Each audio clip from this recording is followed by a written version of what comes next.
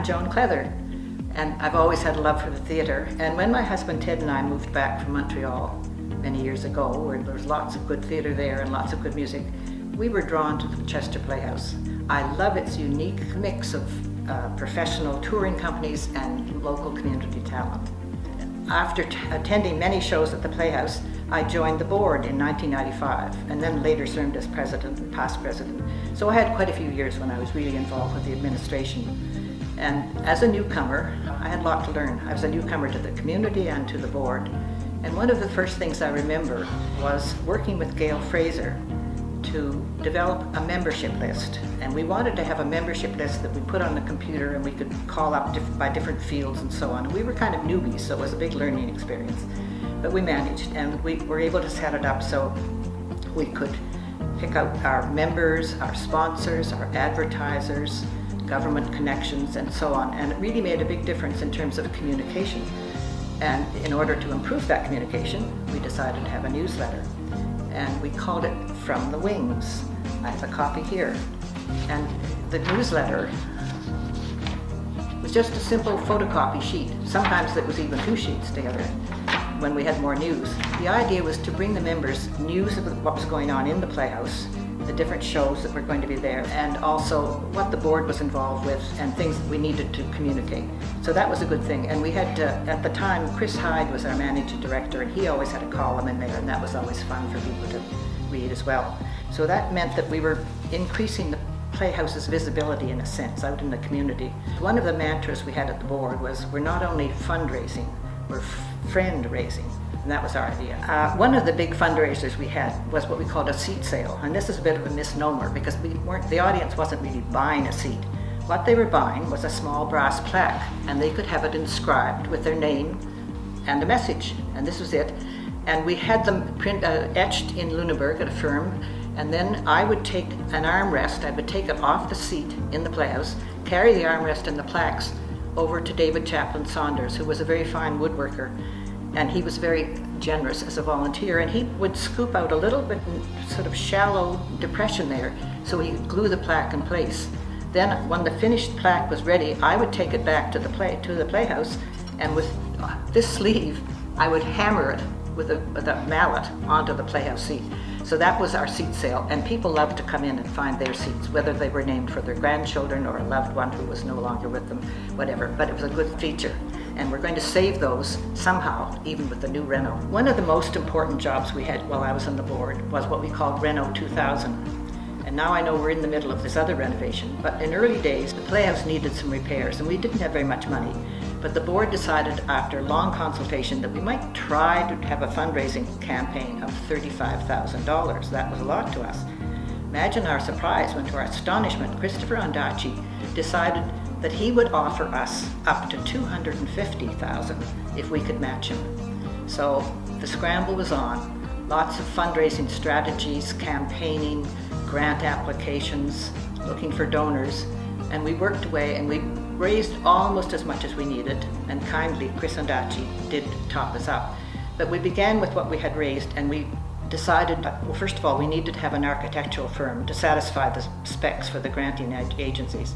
So a firm from Halifax drew up the plans for us, and using the specs that were provided, we put out the call for tenders, and a firm from the Valley was the one who won. And they came over and set up a field office outside at the back of the Playhouse on a neighboring property, which we had permission to park on. And the construction began, and what happened was they increased the whole footprint of the building back to as far as we could on our lot line. And it meant that we now had a real backstage instead of just a little walk past that was so narrow that hardly anybody could use it. And now it meant that there was space backstage to build props, build sets, congregate, store things, have the performers mingle there before they came on stage.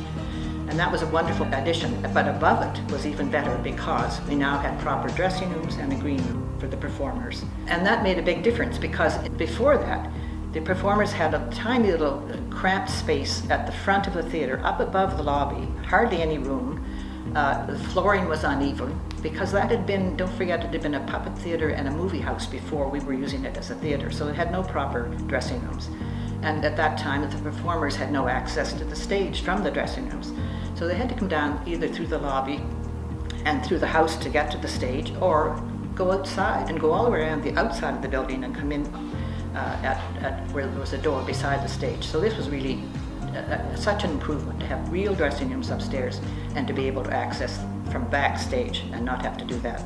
So we were thrilled about that. And then a little later on, when the money was coming in a bit more, the second phase, we were able to push out, lift the roof a little bit at the front, reconfigure that whole top floor in front, above the lobby, and create what we now know as the Ondaatje Room, a wonderful lobby bar where people can mingle between shows and so on, and also pushed out that balcony. One of the things that had to be done at the time too, before they actually could build that, was we had to have a special firm come in to remove asbestos, because when it had been a movie theater, the projection area had to be all enclosed with asbestos in case of fire. So that was another big component of the reconfiguration and reconstruction. After we had managed to get as far as that with our renovation, we were invited by the province to enter into a sustainability program. This was a three-year project, strategic planning, to help a nonprofit become stable so that they didn't have to worry about future. And it was funded by the Nova Scotia Department of Heritage and the Arts. And we were one of a few groups that were invited to apply, and we succeeded. So 3 years of review and revise, with monitors and helpers coming to visit us every now and then from Halifax. They even brought in a woman from Alberta one year to meet with us and see if we were on the right track. And eventually we were able to produce a document that everybody approved of, and it has served since as a model for other agencies. So that was a big deal. I'd hate to think that it was all just work and no play, being on the board. It was a lot of work, but we had a lot of fun, and I went to so many wonderful shows, music and theatre, all kinds of things. Well, there was the Chester Drama Society, the children's productions. There were so many that it's hard to remember any favorites, but one that I did love, I was able to work backstage occasionally and sometimes on stage in a community theatre, and one of the ones that I loved, it was a part of an anniversary project for Chester's 250th anniversary. And this turned out to be a musical theatre. It started out as a little sort of a play, and it kept growing. It was written by Malcolm Calloway, and Dawn Harwood-Jones, his wife, was the musical director. And they had some other help with other performers. And some of us were roped in as community people, and we took the history of Chester through phase by phase.